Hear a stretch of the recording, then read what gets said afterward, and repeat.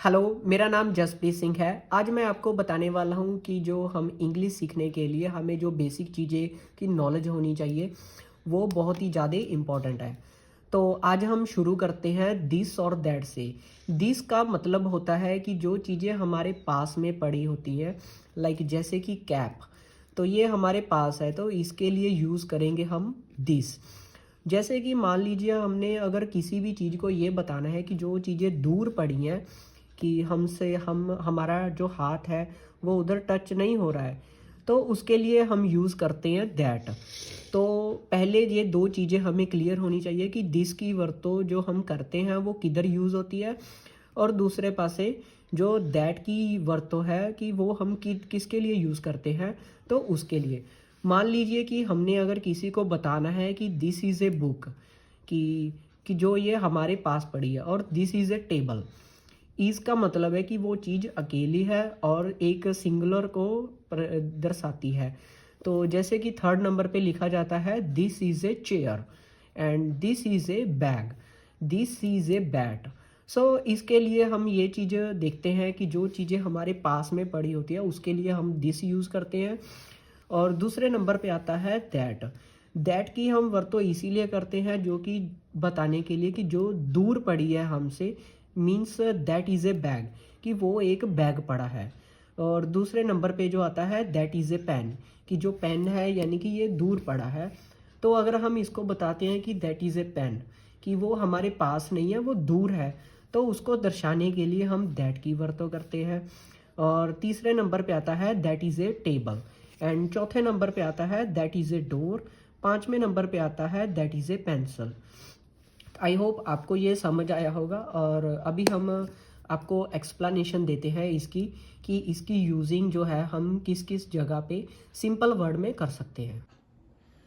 Hello, जैसे कि आपने देखा था कि अभी कॉपी में हमने आपको रिटन में दर्शाया है कि दिस और दैट की वरतों हम किधर करते हैं। तो इसके लिए हमें जो पहले बेसिक चीज़ें मालूम होनी चाहिए इंग्लिश सीखने के लिए, कि वो ये है कि हमें दिस और that, can, could, may, should, would, कि उसको हमने कहाँ पे और कैसे यूज़ करना है। अगर हमें उसका प्रॉपरली मीनिंग पता होगा तो हम उसकी जो वरतों है वो बहुत ही सही ढंग से कर सकते हैं। जैसे कि हम दिस की वरतों करते हैं, तो अगर मैंने किसी को बोलना हो कि ये पेन है, means this is a pen, कि ये एक सिंगल चीज़ है। अगर मैंने ये बोलना हो कि मेरे पास 3 और 4 पेन है, अगर उसको मैंने एक्सप्लेन करना हो तो बोलूँगा that these are the pens. Means are means बहुत सारी चीज़ें। अगर सिंगल चीज़ है उसके लिए हम इज की वरतों करते हैं। जैसे कि मान लीजिए कि हमने अगर बताना है कि दैट इज़ ए चेयर, तो means this is a chair. अगर ये हमारे पास में पड़ी है तो उसकी हम यूजिंग करते हैं दिस इज।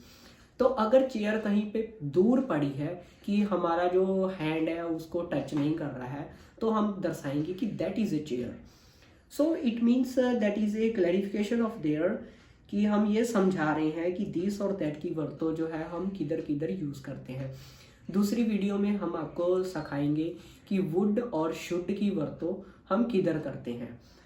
अगर दूसरी एग्जांपल हम लेते हैं दैट, तो दैट की हम वरतों इसीलिए यूज़ करते हैं कि जैसे कि हमने किसी को बोलना हो कि यार प्लीज़ गिव मी, कि that is a pen, and give me this और that, something like that. But that की वरतों इस तब यूज़ होती है कि जो चीज़ हम उसको बता रहे हैं कि वो ये पड़ी है, दैट इज़ ए कॉपी, यानी कि ये कॉपी है। अगर ये मेरे पास है तो दिस है, अगर ये कहीं दूर पड़ी है तो ये दैट है, that is A copy. So I hope आपको ये समझ आया होगा दिस और दैट की जो हम वरतों हैं वो हम किधर यूज़ करते हैं। तो जैसे जैसे हमने किसी को भी कोई भी चीज़ एक्सप्लेन करनी है, तो हमें पता होना चाहिए हमारे माइंड में कि हम दिस की जो यूजिंग है किधर करनी है और दैट की यूजिंग किधर करनी है।